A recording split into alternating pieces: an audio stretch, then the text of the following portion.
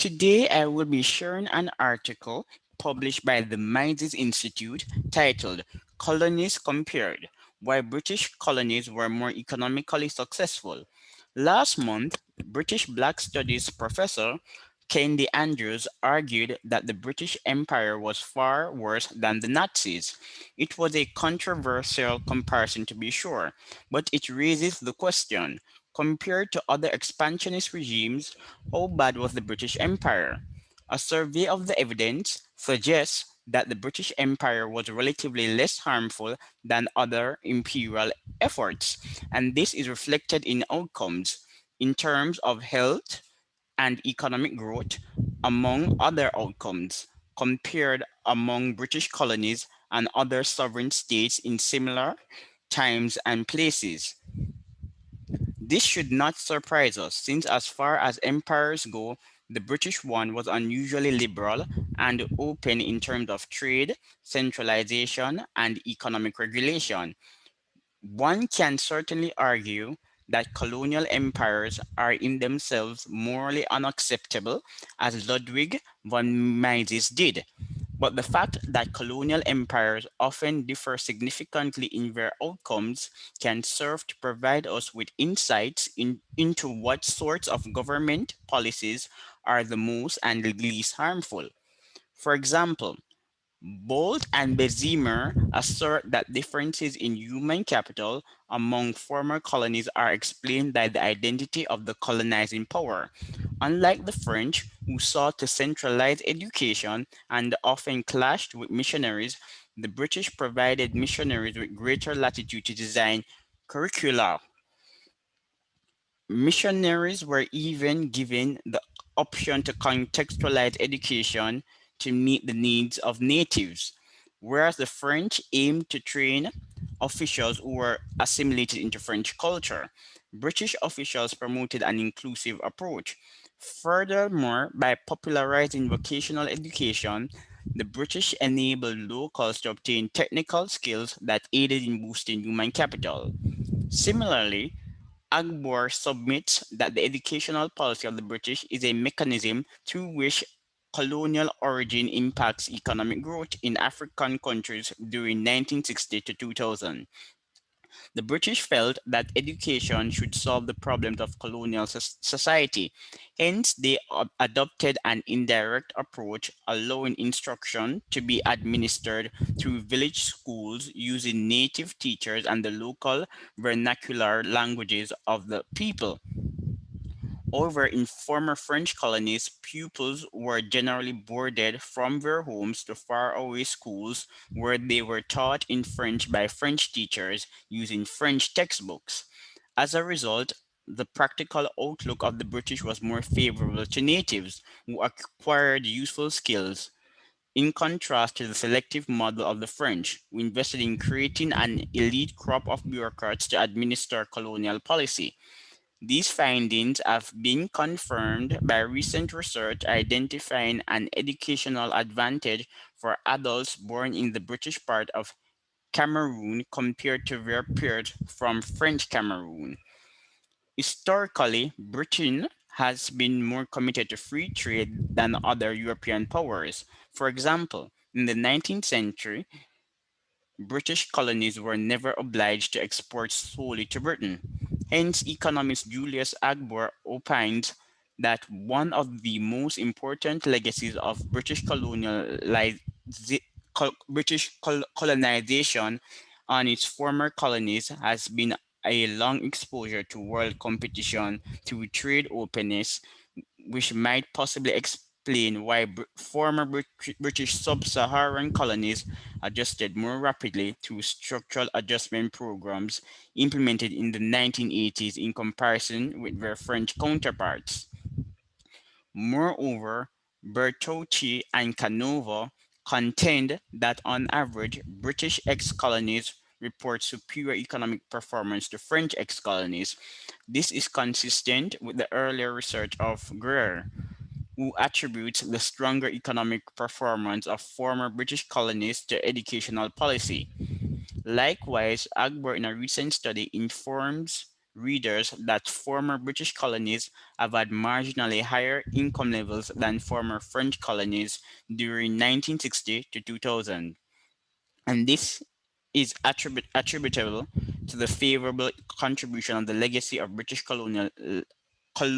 colonization in trade openness and human capital.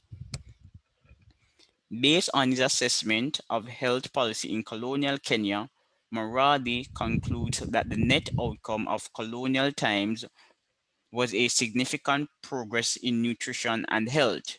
He continues, colonial times were not as bad as commonly believed.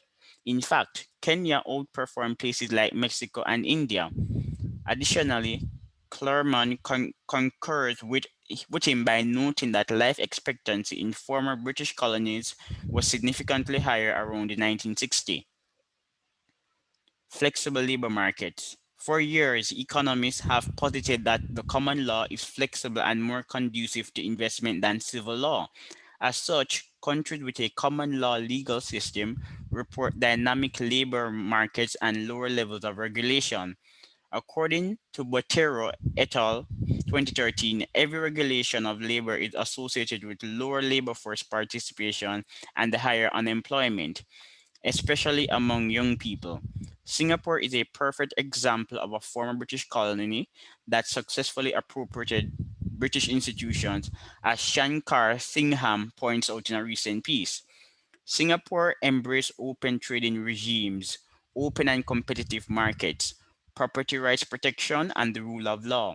This was the result of deliberate choices made by political leaders, in particular Lee Kuan Yew, who, as Prime Minister from 1959 to 1990, embedded English common law. Having returned from Cambridge, he was impressed by the power of the common law to support business and encourage investment by balancing the competing rights of market participants in a flexible and yet certain way. By contrast, civil law, which operates on the basis of statutes rather than precedents, can be rigid and legalistic. Obviously, some are wondering why many former British colonies do so poorly, even though British institutions seem to generate progress. Yet, this irony is easily explained by the policies of post colonial leaders. After gaining independence in 1962, the Jamaican economy experienced record economic growth. But unlike the pragmatic Lee Kuan Yew, who thought to transform Singapore into a competitive economy, Jamaica had the idealistic Michael Manley. Under the spell of democratic socialism, he aggressively advocated statist policies, thus inducing economic collapse. Economist Peter Blair in Institutions versus Policies, A Tale of Two Islands, illustrates the terrible effects of the Manley years. In 1972, the People's National Party rose to power under the leadership of Prime Minister Michael Manley and the promise of democratic socialism.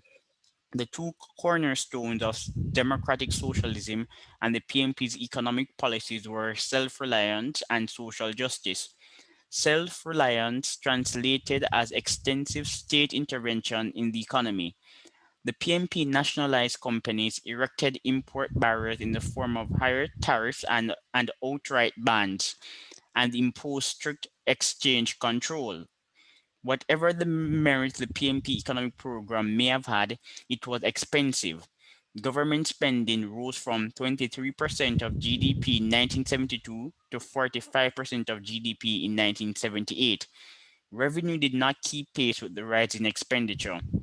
From 1962 to 1972, Jamaica's average fiscal deficit was 2.3% of GDP. In contrast, from 1973 to 1980, the average fiscal deficit was a whopping 15.5% of GDP. By 1980, inflation was 27% per year. Investment had collapsed to 14% of GDP, down from 26% in 1972, and the PMP was voted out of power. Apologists for the Manley regime usually ascribe economic turmoil to external shocks, like the oil crisis of the 1970s, but economist Derek Boyd avers that this view is untenable. The economy structure and the policies followed by the Michael Manley government were important contributing factors in the decline. The government pursued its primary social objectives, refusing to recognize the constraints imposed by the persistent balance of payments disequilibria on an open economy, holding to this course as long as it could. The subsequent result of this and other factors brought about rapid social and economic decline, which attracted the attention of the world. Andrews' attempt at comparing the British colonial experience to that of the Nazi conquest should be regarded as obvious hyperbole. But even when far more mild comparisons are made, such as with the French colonies, we find it was the relatively liberal British who left behind colonies that were comparatively healthier, more educated, and more economically developed than was the case where there was less embrace of free trade and economic freedom.